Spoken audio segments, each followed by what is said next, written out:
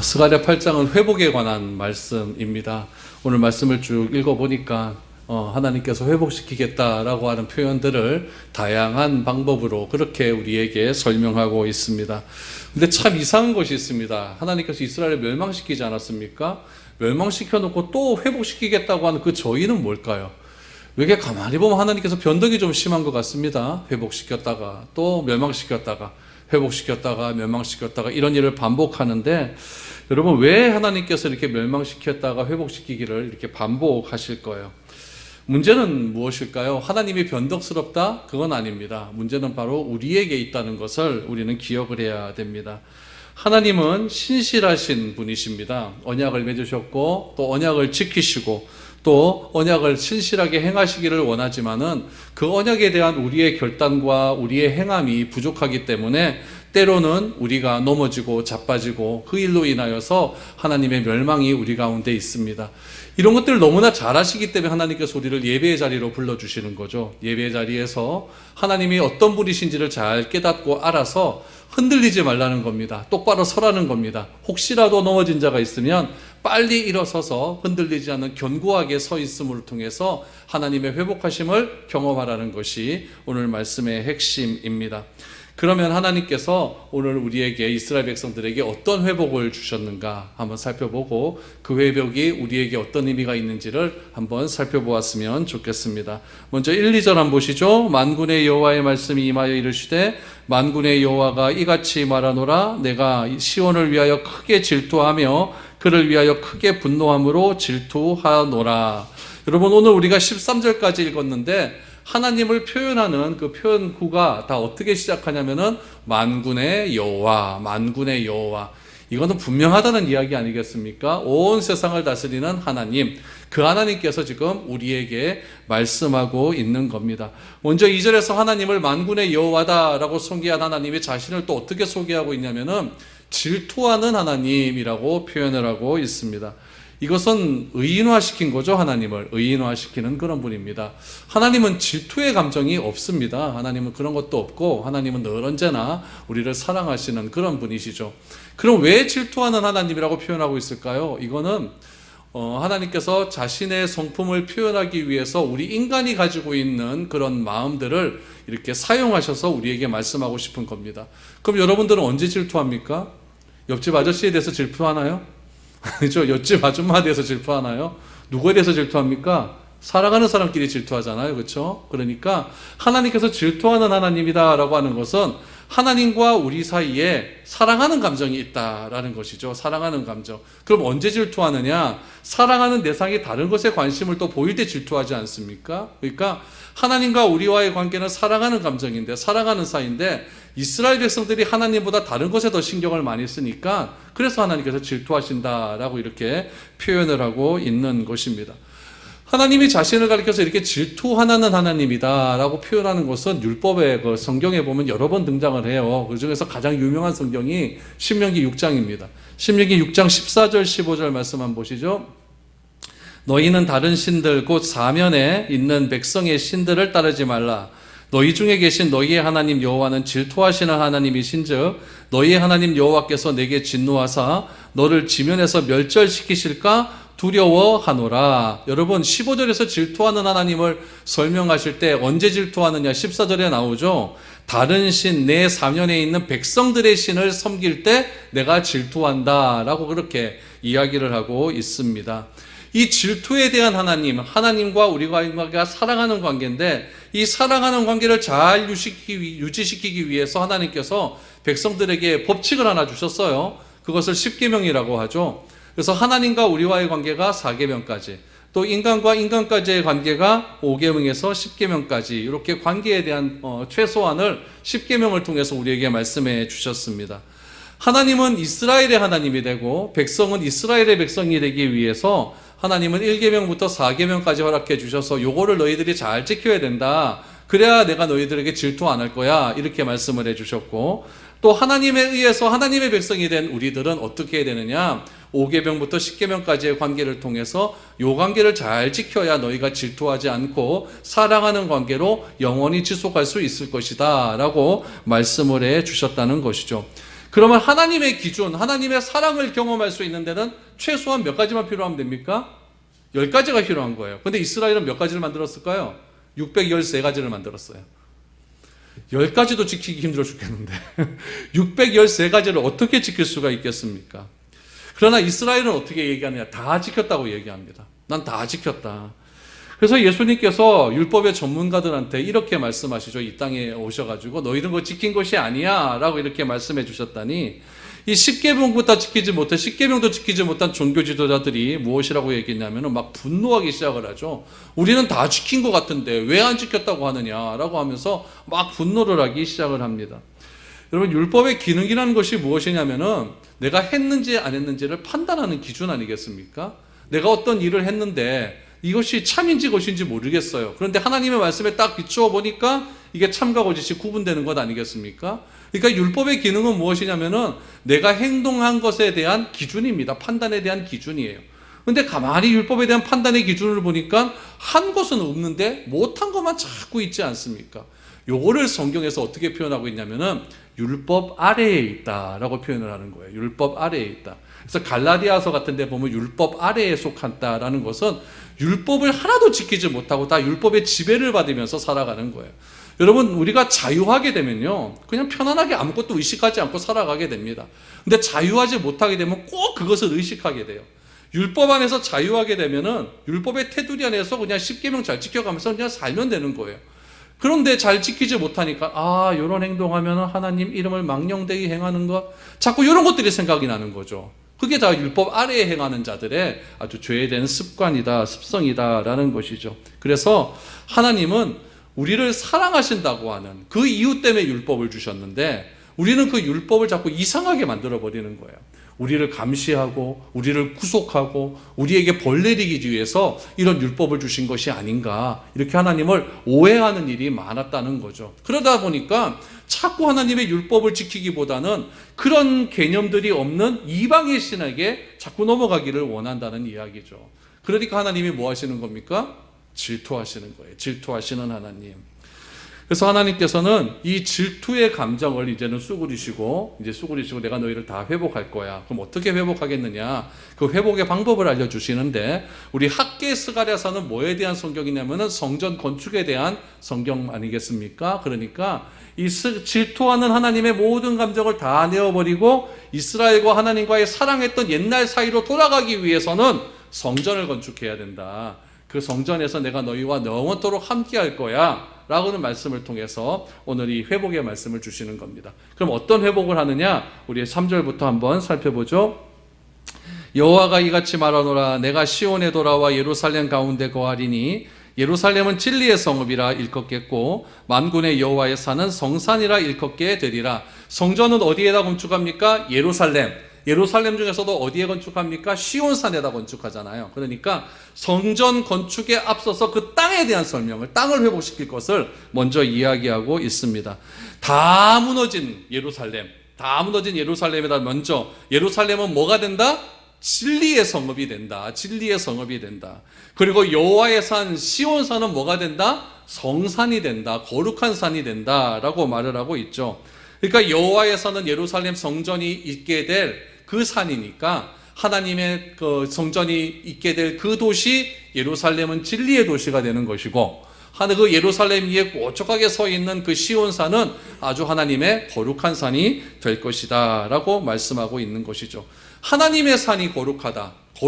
거룩의 개념은 하나님 아닙니까? 그러니까 그 산 가운데 내가 너희와 함께 하겠다 라고 하는 그런 의미가 담겨져 있는 거죠. 하나님이 함께 하신다는 것은 회복의 의미를 담겨져 있는 겁니다. 이렇게 하나님께서 하나님 자신이 거할 그곳을 회복시키는 모습을 보여주고 있습니다. 그렇게 회복되면 그 도시가 어떻게 될까요? 4절 5절입니다. 만군의 여호와가 이같이 말하노라. 예루살렘 그 길거리에 늙은 남자들과 늙은 여자들이 다시 앉을 것이라. 다 나이가 많음으로 저마다 손에 지팡이를 잡을 것이요 그 성읍거리에 소년과 소녀들이 가득하여 거기서 뛰놀리라 라고 말합니다. 4절에서는 우리 노인들을 이야기합니다. 늙은 남자, 늙은 여자. 여러분, 늙은 남자, 늙은 여자는 가장 경제력이 없는 분들 아니겠습니까? 가장 연약하고 약하고 소외되는 그런 분들을 뜻하고 있습니다. 5절을 보세요. 소년과 소녀. 여러분, 소년과 소녀는 뭐 하는 아이들일까요? 어린아이들, 보호가 필요한 아이들이겠죠. 부모의 보호, 어른들의 보호가 필요한 사람입니다. 그러니까 가장 힘없는 부류를 이야기하고 보호가 필요한 사람들을 이야기하고 있는데, 그 사람들이 어떻게 되느냐? 늙은이들은 지팡이를 짚게 될 것이다. 이제 걸어 다닐 수 있다는 거죠. 소년과 소녀들은 거리에서 뛰어논다라고 이야기를 합니다. 여러분, 이것이 회복의 모습이라는 이야기예요. 여러분, 진짜 안전한 나라는 무슨 나라냐면은 힘이 없고 연약하고 약한 자들, 부녀자와 노인들이 안전하게 다닐 수 있는 그런 나라가 여러분 안전한 나라입니다. 우리가 생각하는 회복은 무엇을 생각하냐면 번영을 생각합니다. 돈 많고 넓은 집에서 살고 편안하게 살고, 그것이 진짜 회복인 것 같은데, 하나님은 그런 회복에 앞서서, 그 회복은 좀 뒤에 나오거든요. 그런 회복에 앞서서 먼저 회복돼야 될 것은 하나님이 거하실 그 땅이 회복되어야 된다는 거예요. 그 땅의 회복을 어떻게 얘기하냐면은 가장 힘없고 보호받아야 될 사람이 안전하게 다닐 수 있다라는 것을 이야기하는 거예요. 여러분, 유영수 선교사님이 그때 와갖고 저한테 이렇게 얘기를 하더라고요. 자기 조카가 브라질 그 대사관에 있거든요. 대사관에 있는데 거기서 대사관에서 이렇게 있다가 결혼을 했어요. 결혼을 해가지고 혼수품으로 아이폰 12를 샀나 봐요. 새 거를 산 거예요. 색 사가지고 사진을 찍어야 될 것 아닙니까? 그래서 관광지 가서 딱 찍는데 싹 가져가 버렸어요. 딱 찍는데 가져가 버리는 거야. 쫓아가지도 못합니다. 얼마나 빠르게 뛰어가는지. 딱 찍어 가지고 어디 갔노? 이게 끝이에요. 그러니까 브라질이 안전한 나라가 아니에요. 뭐 차 타고 가다가 뭐 빵빵 그러니까 세우는 거예요. 세워갖고 문 내려봐, 문 내려봐. 창으로 창 쏴 죽여버려요. 이런 나라예요. 이런 나라가 여러분 안전한 나라겠습니까? 안전한 나라가 아니죠. 제가 옛날에 그 서울에 갔다가 막차를 타고 한번 대구에 내려온 적이 있어요. 그래서 지하철을 타고 이제 내려갔는데, 저는 그 서울역 지하철 지하도가 그런 데인데 처음 봤습니다, 진짜. 와, 막 노숙인이요. 막 저 다리를 잡아 당기기 시작하는데 돈 내놓으라고. 와, 무서워갖고, 2등치에 무서워갖고 막 도망갔던 기억이 나요. 막 겁이 나서 못 다니겠어. 겁이 나서요. 서울역에 가보셨습니까? 가보시면 막 오후만 되면요, 온갖 불량자들이 다 와가지고요, 거기다 텐트 치고 살아요. 막 자기들끼리 사기나 막 껴안고 자고 있더라고요. 막 그런 거 보니까, 야, 역 주변에 너무나 뭐 불안하구나, 이런 것들이 있더라고요. 강남은 가보셨습니까? 저녁에? 겁나서 못 갑니다. 겁나서 못 가요. 여러분, 번영하고 발전되고 더 부유한 나라일수록 밤거리는 너무나 불안하고 힘들다는 이야기죠. 그러나 하나님께서 회복시키는 그 나라는 그런 것이 아니라는 거죠. 늙은이들도 보호받아야 될 아이들이 열심히 뛰놀 수 있는 그런 나라, 마음 놓고 다닐 수 있는 그런 나라가 될 것이다 라고 회복의 땅을 이야기하고 있습니다.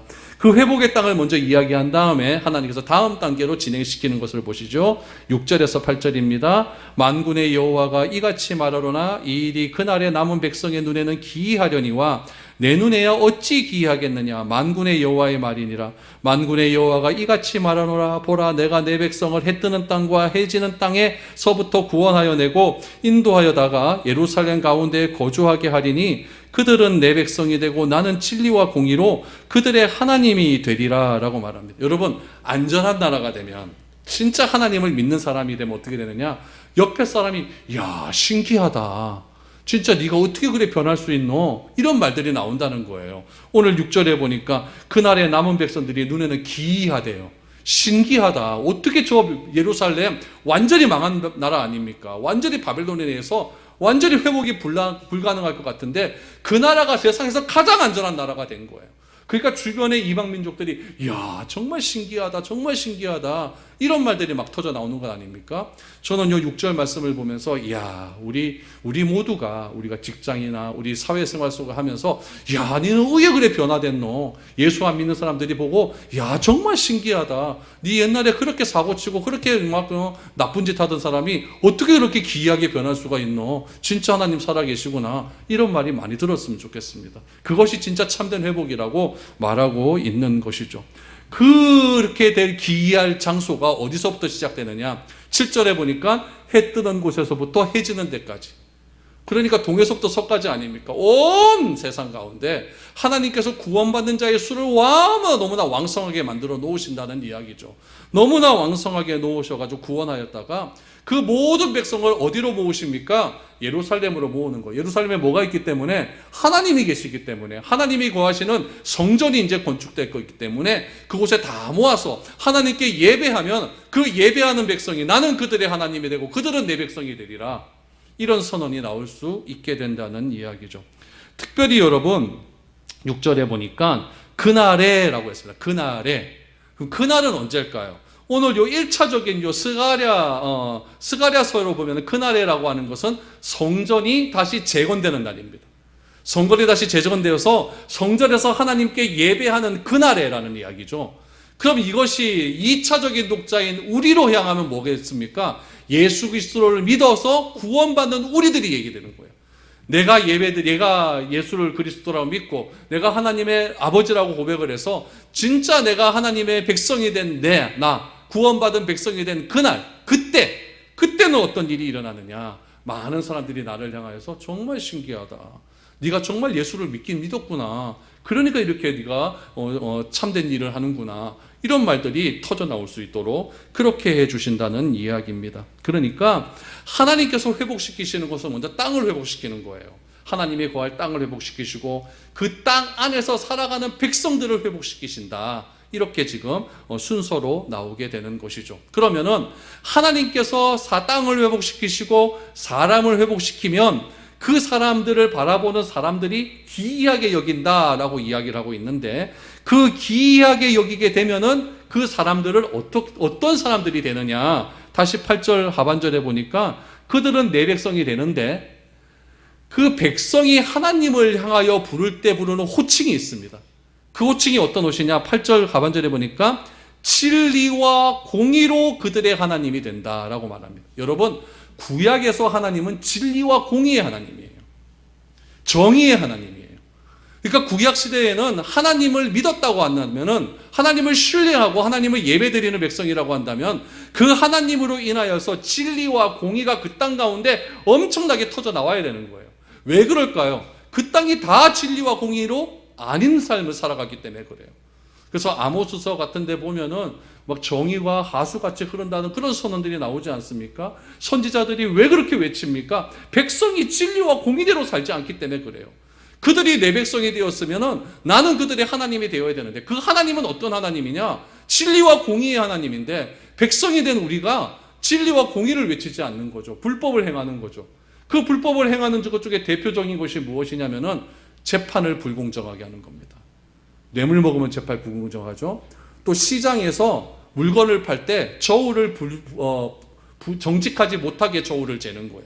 그래서 소고기 한 근이면 추가 600g이어야 되는데 소고기 한 근보다 내가 돈 더 많이 벌려면 추를 몇 g으로 하면 됩니까? 800g으로 하면 되잖아요.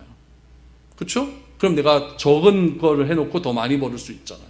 그런 식으로 막 경제가 다 막 거짓으로 판을 치고 막 사회는 막 불의가 막 판을 치고 이런 나라는 하나님 나라가 아니라는 이야기예요.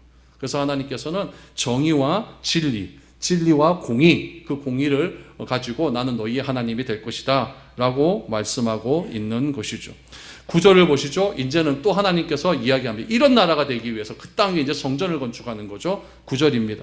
만군의 여호와가 이같이 말하노라. 만군의 여호와의 집 곧 성전을 건축하려고 그 지대를 쌓던 날에 있었던 선지자들의 입의 말을 이날에 듣는 너희는 손을 건고히 할지어다 라고 말합니다.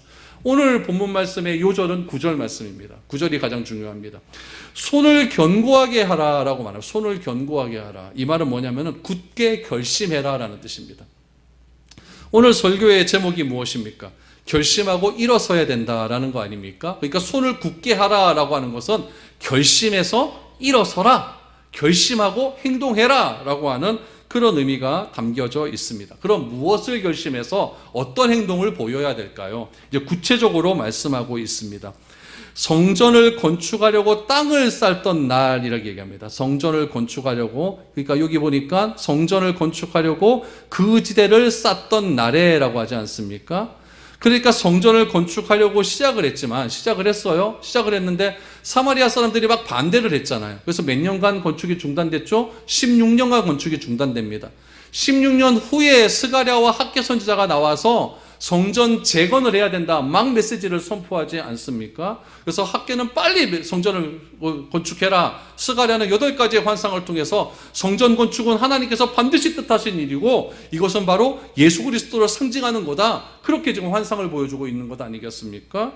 그러니까 마음을 담대히 해서 성전을 시작했을 때 그때의 마음과 같이 담대히 해서 16년간 중단되었던 성전 건축을 다시 시작해라 라고 하는 그런 메시지가 담겨져 있습니다. 그러면은 이들이 어떻게 성전 건축을 재건할 수 있었느냐? 오늘 9절 말씀 다시 보니까 선지자들의 입의 말을 이날에 듣는 너희는, 이거예요.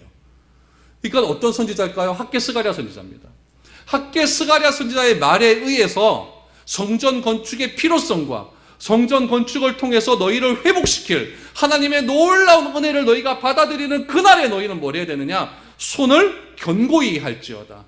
말씀을 듣고 일어서라. 일어서라. 결심하고 일어서라. 그래야만 너희가 회복된다는 거예요. 그래야만 앞에서 이야기했던 그런 모든 것들이 회복될 수 있다라는 이야기죠. 우리도 똑같지 않습니까? 내가 하나님의 말씀을 들었다고 하는 걸 머릿속에만 담겨두면 안 되는 거예요. 여러분, 머릿속에만 자꾸 담겨두고 지식적인 것만 강조하다 보면 교리 싸움이 돼요. 행함이 없어버리니까요. 자꾸 교리적으로 싸움이 되어지는 거예요. 그게 언제 일어나면 우리 교회사도 쪽으로 보면은 종교개혁 이후에 교리 싸움만 일어나게 되는 거예요. 말씀으로 돌아가자 그랬으니까 말씀만 자꾸 파헤치는 거죠. 말씀만 파헤치다 보니까 행함은 없고 이 말씀의 해석이 맞니 저 말씀의 해석이 맞니 이거 갖고 막 싸우게 되는 거죠. 그러니까 굉장히 이 하나님 말씀을 듣는 이 성경 자체가 건조해져 버리는 거예요. 굉장히 몸이 건조해 버리죠. 그러니까 하나님은 말씀하는 거예요. 너희가 선지자 말을 들었으면, 하나님 말씀을 들었으면 빨리 일어나서 그 말씀대로 실천해라. 그래야 된다라고 말씀하고 있는 거죠. 우리가 기도할 때도 그렇잖아요. 하나님, 이런 어려움이 있습니다. 주님 도와주시옵소서. 하나님 회복시킬 줄 믿습니다. 그러면은 믿음으로 기도했으면은 기도하고 난 다음에 내 삶은 회복된 그런 삶을 살아야 되는 거예요. 기도는 실컷 해놓고 기도 끝나고 난 다음에 아이고 죽겠네. 의하면 좋노 또. 이거는 기도를 한 거예요, 만 거예요? 이건 아니잖아요. 하나님은요, 우리 기도를 다 들으십니다. 다 들어요, 진짜요. 뭔 기도라는 다 듣습니다. 그 응답이 언제 올 때가 되느냐, 그때의 차이가 있는 거지, 기도는 다 들어요. 그러니까 하나님께서 그 기도를 들으셨다는 것을 내가 믿으면은 내 행동이 바뀌어야 되는데, 일어서질 않고 손을 굳게 하진 않는 거예요. 그러니까 이스라엘 백성들도 이런 마음들이 자꾸 있으니까 선지자를 통해서 하신 말씀을 들어라. 손을 굳게 할지어다. 이렇게 지금 메시지를 선포하고 있는 겁니다.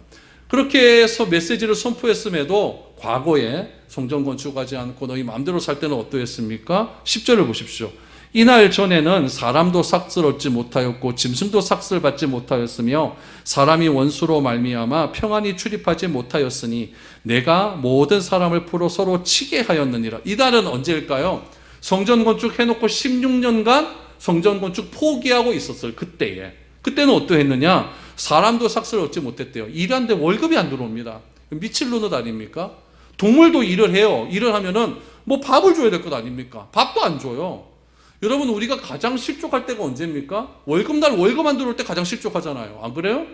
월급 통장에 딱 줘서 휴대폰에 띵동 얼마 잡으면 얼마나 기분이 좋은데요. 그게 없는 거죠. 그게 없는 거죠.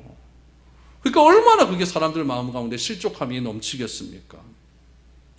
그러니까 이 경제적인 어려움들이 계속 있다는 얘기예요. 16년간 경제적인 어려움들이 계속했어요. 왜 그럴까요? 선지자 말 안 들으니까. 하나님 말씀대로 살질 않으니까. 말을 들었다고 해도 그 말씀이 결심하고 일어서야 되는데 결심하고 일어서지 않고 그냥 뭐 그러려니 하고 그렇게 지내버리니까 이 경제적인 어려움들이 많이 오게 되고 결국 삶이 무의미해지고 힘들어진다라는 것을 지금 말을 하고 있는 겁니다. 그런데 이렇게 삶을 떠나서 그럼 하나님의 말씀을 듣고 손을 굳게 해서 일어서면 어떻게 될까요? 11절 12절 보시죠. 만군의 여호와의 말씀이니라. 이제는 내가 이 남은 백성을 대하기를 옛날과 같이 아니할 것인즉 곧 평강의 씨앗을 얻을 것이라. 포도나무가 열매를 맺으며 땅이 산물을 내며 하늘은 이슬을 내리리니 내가 이 남은 백성으로 이 모든 것을 누리게 하리라 라고 말합니다. 여러분, 이제는 그랬습니다. 이제는 언제일까요? 16년 만에 성전 다시 재건되는 그때는 어떻게 된다는 겁니까? 이스라엘 백성들의 삶이 회복된다고 합니다. 그 삶의 회복을 12절 말씀에 보니까 뭐라고 이야기하냐면 평강의 씨앗이다.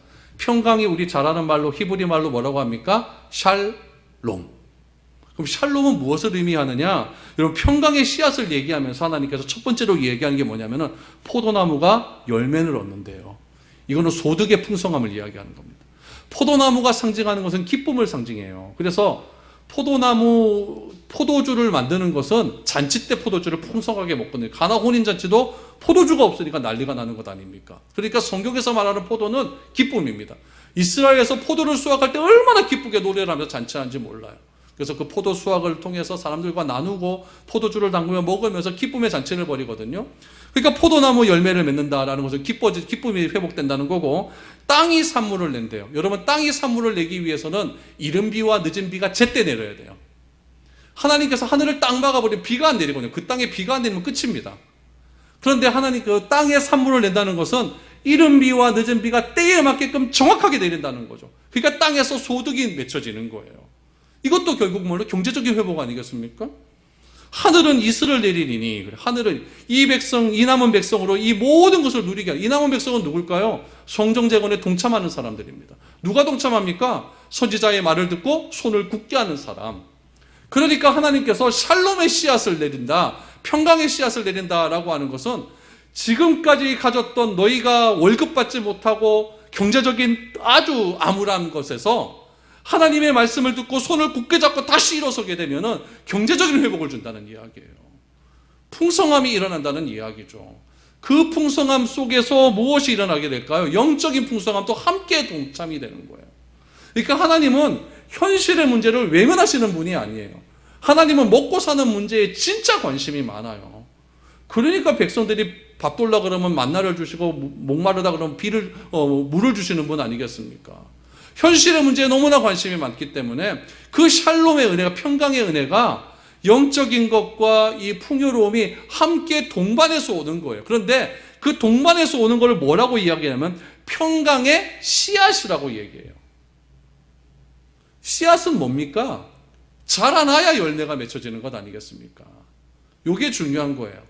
씨앗이 잘 자라야 포도나무가 열매도 맺고, 씨앗이 잘 자라야 땅에 산물을 맺는다는 이야기죠.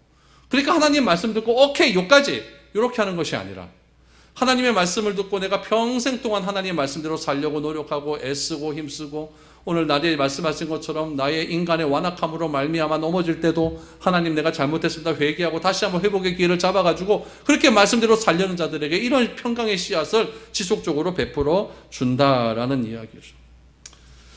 여러분, 우리의 인생에 이런 전환점이 있다는 이야기예요. 내가 예수를 알지 못하고 내 마음대로 삶을 살았을 때는 10절의 삶입니다. 10절의 삶. 내가 아무런 유익함이 없이 생활하고 의미도 없는 그런 삶이었습니다.